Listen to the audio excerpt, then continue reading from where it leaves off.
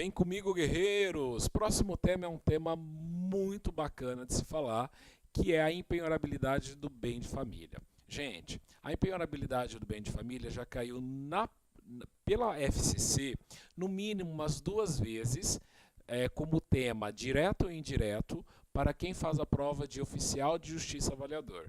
E já caiu também como discursiva, alinhando a empenhorabilidade do bem de família com o princípio da dignidade humana. A FCC sempre foi criativa com a questão da empenhorabilidade do bem de família. Então, o que eu procurei fazer aqui, você vai perceber que a minha exposição ela é bem rápida e bem simples.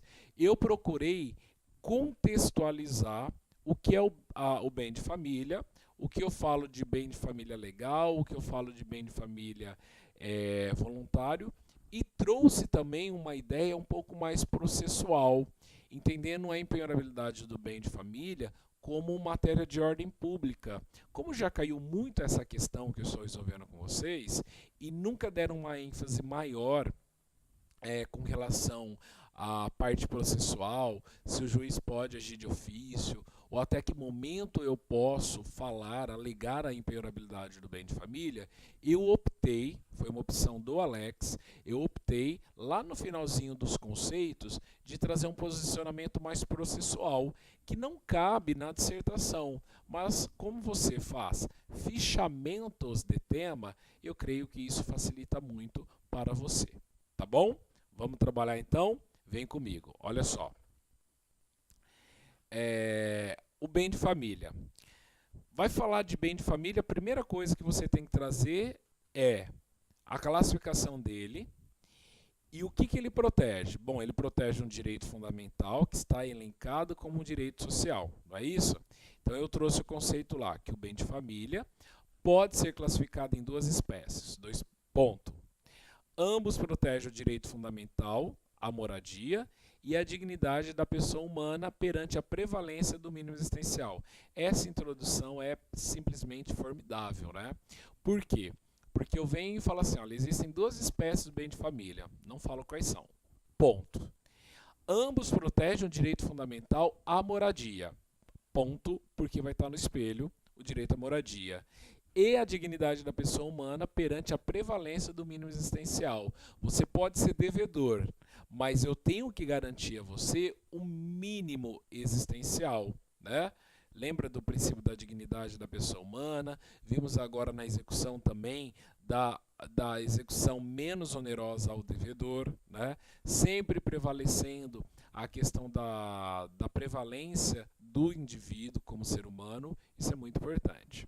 Bom, feitas essas colocações, eu vou lá e conceituo então o que significa o bem de família voluntário. Estabeleço que o bem de família voluntário está disciplinado a partir do Código Civil. Eu coloquei o artigo para facilitar a sua vida, mas não há necessidade na hora da prova. Disciplinado a partir do artigo 1711, é um instituto por ato de vontade do casal ou de entidade familiar, mediante formalização do registro de imóveis, deflagrando 2 efeitos fundamentais. Então, olha o que eu fiz aqui. Eu trago para você. A gente sabe que existe o bem de família voluntário e existe o bem de família legal. O voluntário é aquele que voluntariamente há uma vontade do casal ou da entidade familiar. Percebam que a lei ela é bem sutil em falar vontade do casal ou de entidade familiar, mediante uma formalização. Então, qual é a formalização? Eu registro esse imóvel como bem de família. E ele vai surgir 2 efeitos fundamentais. Então, como o espaço é muito curto, eu optei em conceituar o que é o bem de família voluntário e já falar dos seus efeitos. Você pode fazer um parágrafo, uma introdução pequena, né, um pouco menor, de 3 linhas, e deixar mais as linhas para você gastar no desenvolvimento da questão. Isso facilita muito, muito mesmo. Então me ajudem aqui, vamos analisar quais são esses efeitos. Olha só. 2 efeitos fundamentais. Empenhorabilidade limitada, que significa que o imóvel torna-se isento de dívidas futuras, salvo as obrigações, né, tributárias referente ao bem e despesas condominiais, e a inalienabilidade relativa, Uma vez inscrito como bem de família voluntário, ele só pode ser alienado com autorização dos interessados, cabendo ao MP intervir quando houver participação de incapazes. Veja bem, se o fiador der como garantia, então é um ato de vontade, ele não vai poder alegar impenhorabilidade. Você lembra disso, né?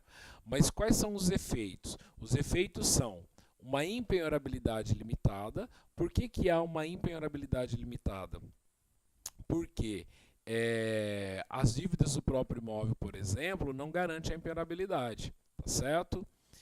E a inalienabilidade relativa. Por que relativa? Porque a partir do momento que você escreve o imóvel como um imóvel, né, um bem de família voluntário, você limita a sua alienação, salvo se for de interesse das partes que alegaram, né, que deram como bem, e ao mesmo tempo você cria um vínculo com o Ministério Público, porque se tiver menor, se tiver incapaz, o MP vai ter que agir, tá certo? Feitas essas colocações, ainda conceituei o bem de família voluntário e venho e falo agora sobre o bem de família legal. Com relação ao bem de família legal, regulado pela Lei 8.009, diz respeito à impenhorabilidade legal do bem, independentemente de inscrição voluntária em cartório e que convive com o bem de família voluntário. Assim, se eu tenho 2 casas, a proteção se dá de menor valor, contudo, será protegida de maior valor se os proprietários a escreverem como bem de família voluntário. Então, existe o bem de família legal, eu vou proteger o menor valor. Agora, se for voluntário, cabe proteção de menor valor também, tá? Ressalta-se que esse bem de família não tem teto de valor. E aí, para você complementar aí as informações, mostrar que você está antenado com o conceito de família, de entidade familiar, eu acho muito rico você trazer a decisão do Supremo Tribunal de Justiça, que decidiu em 2008, temos uma súmula já sobre o assunto, estabelecendo a questão do bem de família ao imóvel pertencente a pessoas solteiras, separadas e viúvas. Vamos dar uma olhada? Em outubro de 2008, o Supremo Tribunal de Justiça editou a súmula 64, tem um 4 a mais aí, para estender o conceito de impenhorabilidade de bem de família ao imóvel pertencente a pessoas solteiras, separadas e viúvas. Alex, deixa eu ver se eu entendi o raciocínio. Você começa a nossa dissertação, vem comigo, acompanha aqui, ó. Você começa a dissertação falando que ele se divide em 2 espécies, sim. Falando que ele está totalmente interligado com o direito à moradia e da dignidade da pessoa humana. Conceitua o bem de família voluntário, que está inscrito no artigo 1711, e fala dos efeitos, dizendo que ele tem como efeito a impenhorabilidade limitada e a inalienabilidade relativa. Beleza. Depois eu vou para a impenhorabilidade legal, que independe da manifestação da parte.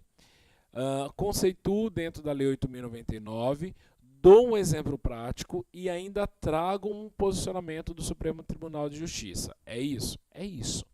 Eu estou organizando o seu resumo para que a sua dissertação seja, ao mesmo tempo, um resumo daquilo que você precisa, tá? E finalizo depois fazendo esse link com a finalidade da pessoa humana, com a dignidade, com o princípio da subsistência, que é este parágrafo, né? Que a regra da impenhorabilidade deve ser sempre pautada pela finalidade que norteia, ou seja, manutenção da garantia de moradia, subsistência de respeito ao princípio constitucional da dignidade. Assim, se o imóvel pertence a pessoas solteiras, separadas ou viúvas, tem por fim o exercício desse direito. Conclui-se que a ele se aplica o conceito de bem de família. Percebam que a minha conclusão, ora traz algumas ideias novas que foge daquela regra que você aprendeu nas redações, de sempre trazer na conclusão um resumo da sua introdução e do seu desenvolvimento, certo? E ora, eu sigo um padrão de uma redação mesmo, que é o resumo disso ou trazendo novidades. Na dissertação jurídica, eu já vi, né, alunos trazendo informações novas na conclusão e não perdendo pontuação. Porque o que acontece? Como é um texto muito expositivo, que você tem que trazer informações, dificilmente você consegue falar tudo no desenvolvimento. Então, por isso que eu brinco com vocês. Se tiver que falar alguma coisa nova, trazer alguma informação nova na conclusão, traga essa informação nova através dos princípios, porque isso facilita muito, tá bom? E para fechar esse vídeo, eu trouxe uma informação processual que eu quero que você considere como um plus, como uma informação a mais aqui a ser considerada. Vamos lá? Vamos considerar? No campo processual, você deve dar atenção ao detalhe abaixo. Doutrina e jurisprudência defende a aplicação analógica para o limitador da alegação da impenhorabilidade até os embargos da arrematação, embargos à arrematação.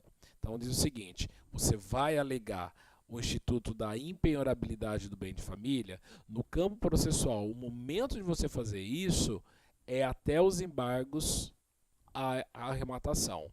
Ponto.